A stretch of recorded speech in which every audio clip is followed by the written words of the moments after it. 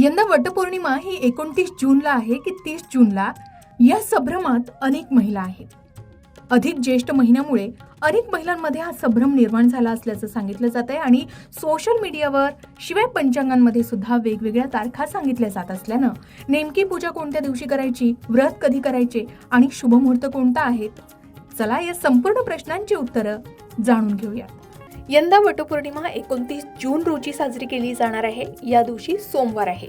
28 जून रोजी पहाटे 3:06 पौर्णिमेची तिथी सुरू होणार आहे आणि पौर्णिमेची तिथी समाप्त होणार आहे 30 जून रोजी पहाटे 5:26. उदय तिथीनुसार पौर्णिमेचं व्रत आणि पूजा 29 जून रोजी म्हणजे सोमवारी केली जाणार आहे. वटपौर्णिमेच्या दिवशी काही शुभमुहूर्त आहेत. या दिवशी वडाच्या झाडाची पूजा करण्यासाठी सकाळची वेळ सर्वोत्तम मानली जाते. पंचांगानुसार काही शुभमुहूर्त दिले आहेत, जसे अमृत मुहूर्त आहे पहाटे 5:26 पासून ते सकाळी 7:11 या दिवशी शुभमुहूर्त आहे सकाळी 8:55 पासून ते सकाळी 10:40 आणि याच दिवशी अभिजित मुहूर्त सकाळी 11:25 पासून ते दुपारी 12:20 असणार आहे. आता या वेळेमध्ये आपण वडाच्या झाडाची पूजा करू शकता. मात्र सकाळी 6:44 पासून ते सकाळी 8:27 दरम्यान राहू काळ असल्यानं शक्यतो या काळात पूजा करणं टाळावी असं सांगितलं जात आहे. आता वटपौर्णिमेचा उपवास कधीपर्यंत करावा, तर सामान्यतः सूर्योदयापासून हा उपवास सुरू होतो. अनेक महिला दिवसभर निर्जला उपवास करून किंवा फलाहार करून उपवास करतात. संध्याकाळपर्यंत वडाच्या झाडाची पूजा पूर्ण झाली की पतीचं दर्शन घेऊन आणि देवाला नैवेद्य दाखवून उपवास सोडला जातो. या दिवशी एकादशी सारखं व्रत सुद्धा केलं जातं आणि म्हणून काही ठिकाणी दुसऱ्या दिवशी सकाळी उपवास सोडण्याची ही पद्धत आहे. परंतु बहुतांश महिला संध्याकाळी पूजा आटोपल्यावर सात्विक जेवण करून उपवास सोडतात. आपापल्या प्रथा पद्धतीनुसार आपण वटपौर्णिमेचं व्रत करून उपवास सोडावा.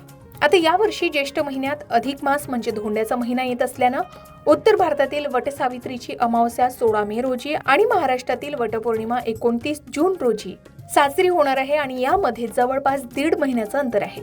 महाराष्ट्रात आपण पौर्णिमेची पूजा 29 जून रोजीच करावी असं सांगितलं जात आहे.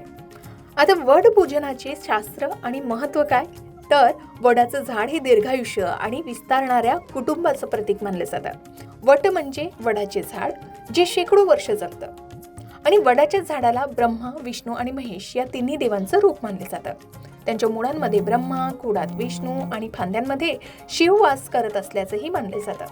वटपौर्णिमेच्या दिवशी नेमकं काय करावं, तर या दिवशी सकाळी लवकर उठून स्नान करून नवीन वस्त्र परिधान करून व्रताचा संकल्प करावा. हळद, कुंकू, अक्षता, 5 प्रकारची फळं विशेषतः आंबा, विड्याची पानं, सुपारी आणि सुती धागा घेऊन पूजा साहित्य तयार करावं आणि वडाच्या झाडाची पूजा करावी. वडाच्या झाडाला सुती धाग्याने 108 किंवा 7 वेळा वेढे घालून प्रदक्षिणा घातली जाते. आपापल्या प्रथेनुसार आपण वडाच्या झाडाचं पूजन करावं. वडाच्या मुळाशी पाणी घालून मनोभावी नमस्कार करून त्याची पूजा करावी आणि तुपाचा दिवा लावावा. याचबरोबर वटपौर्णिमेच्या दिवशी नेमकं काय करावं आणि वटपौर्णिमेची पूजा नेमकी कशी करावी या संबंधित माहितीचे वेगळे व्हिडिओ तुम्हाला आमच्या चॅनलवर पाहायला मिळेल. वटपौर्णिमेसंबंधित आणखी काही विशेष माहिती तुम्हाला हवी असेल तर तुम्ही कमेंट करून विचारू शकता. त्याची योग्य माहिती देण्याचा प्रयत्न आम्ही नक्कीच करू. तर आधी सांगितल्याप्रमाणे ज्येष्ठ पौर्णिमेचा प्रारंभ होणार आहे रविवारी 28 जून रोजी पहाटे 3:06 आणि पौर्णिमा समाप्त होणार आहे 30 जून रोजी पहाटे 5:26. उदय तिथीनुसार 29 जून रोजीच संपूर्ण दिवसभर पौर्णिमा असणार आहे. उदय तिथीनुसार 29 जून रोजीच हा सण साजरा करणं शास्त्रोक्त ठरणार असल्याचं सांगितलं जात आहे. पंचांगानुसार दरवर्षी ज्येष्ठ महिन्यातील पौर्णिमेला वटपौर्णिमा साजरी केली जाते, परंतु 2026 मध्ये ज्येष्ठ महिन्यातच अधिक महिना म्हणजे पुरुषोत्तम मास आल्यामुळे त्यात बदल झालाय. ज्योतिषशास्त्रानुसार अधिक मासात कोणतेही मुख्य सण आणि नैमित्तिक व्रत केली जात नाहीत. त्यामुळे पहिल्या ज्येष्ठ महिन्यात म्हणजे अधिक मासात वटपौर्णिमा साजरी न करता ती निज ज्येष्ठ महिन्यात म्हणजेच अधिक मासानंतर येणाऱ्या शुद्ध पौर्णिमेला साजरी केली जाईल असं सांगितलं जात आहे. हिंदू धर्मात वटपौर्णिमा हे विवाहित महिलांसाठी अत्यंत महत्त्वाचे व्रत मानले जाते. आपल्या पतीला दीर्घायुष्य, उत्तम आरोग्य आणि सुखी संसार लाभावा यासाठीच अनेक विवाहित महिला श्रद्धेनं हे व्रत करत असतात। यंदा 2026 मध्ये अधिक ज्येष्ठ महिना आल्यामुळे वटपौर्णिमेच्या तारखांबाबत संभ्रम निर्माण झाला होता। त्यामुळे अनेक महिला योग्य दिवस कोणता याचा शोध घेत होत्या। आता योग्य तिथी आणि शुभ मुहूर्त तुम्हाला मिळाले असतील अशी खात्री आहे। आता वटवृक्षाला ब्रह्मा, विष्णू आणि महेश यांचं स्वरूप मानले जातं। त्यामुळे या दिवशी वडाच्या झाडाची पूजा करून 7 किंवा 108 प्रदक्षिणा घालण्याची परंपरा आहे। आता या दिवशी कोणत्या गोष्टी कराव्यात, तर वटपौर्णिमेच्या दिवशी ब्रह्ममुहूर्तावर किंवा सूर्योदयापूर्वीच उठून स्नान करावं, स्वच्छ आणि सुंदर वस्त्र परिधान करून मनोभावे या व्रताचा संकल्प करावा। या दिवशी अनेक महिला निर्जला व्रत करतात, म्हणजे पाणी न पिता हे व्रत केलं जातं किंवा फलाहार उपवास केला जातो। पण आपल्या प्रकृतीला झेपेल असाच उपवास करावा आणि दिवसभर मनात ईश्वराचं स्मरण करावं। आधी सांगितल्याप्रमाणे या झाडाला त्रिमूर्तींचं म्हणजेच ब्रह्मा, विष्णू आणि महेश यांचं स्वरूप मानले जातं।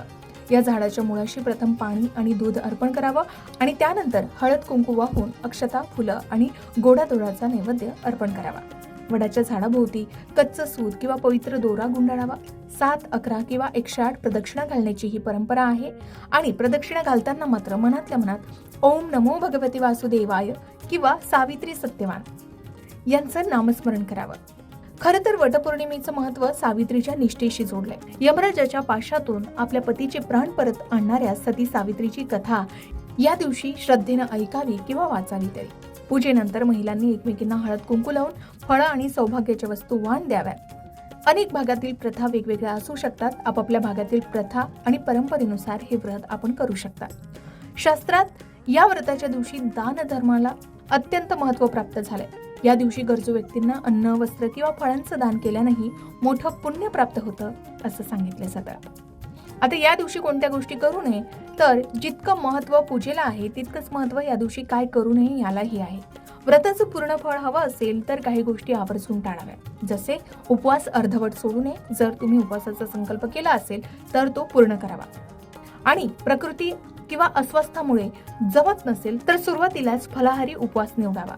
वटपौर्णिमेची पूजा शक्यतो सूर्योदयापासून मध्यान्हपूर्वी म्हणजे दुपारच्या आधी पूर्ण करावी। दुपारनंतर पूजा करणं हे शास्त्रानुसार योग्य मानलं जात नाही, परंतु शुभ मुहूर्ताप्रमाणे आणि तो योग्य मुहूर्त तपासून आपण पूजा करू शकता। शिवाय वडाच्या झाडाची आपण पूजा करतो, त्यांच्या फांद्या, पाने किंवा पारंब्यात चुकूनही या दिवशी तोडू नका। त्याचबरोबर घरात किंवा बाहेर कुठेही राग, चिडचिड किंवा कटू शब्द बोलणं टाळावं। मनात फक्त आणि फक्त सकारात्मक विचार ठेवावे। पूजा करताना मनात कोणतीही घाई नसावी। शांत चित्ताने, प्रसन्न मनाने आणि नामस्मरण करत पूजा करावी। कथा न ऐकता किंवा प्रदक्षिणा न घालता पूजा कधीही अर्धवट सोडू नका। या पूजेचं तुम्हाला नक्कीच फळ प्राप्त होईल।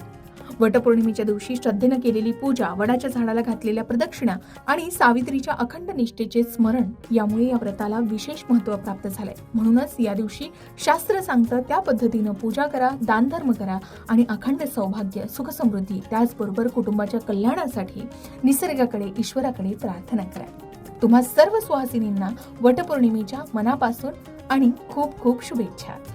मग यंदा वटपौर्णिमा नेमकी कधी आहे याची संपूर्ण सविस्तर माहिती तुम्हाला मिळाली असेल अशी खात्री आहे।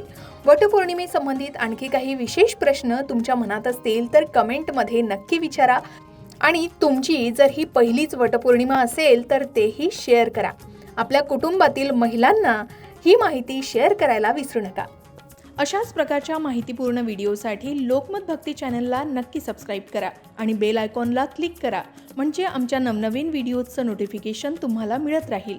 तसेच योग्य आध्यात्मिक मार्गदर्शनासाठी लोकमत भक्तीच्या फेसबुक पेज आणि इन्स्टा पेजला लाईक आणि फॉलो करायला विसरू नका।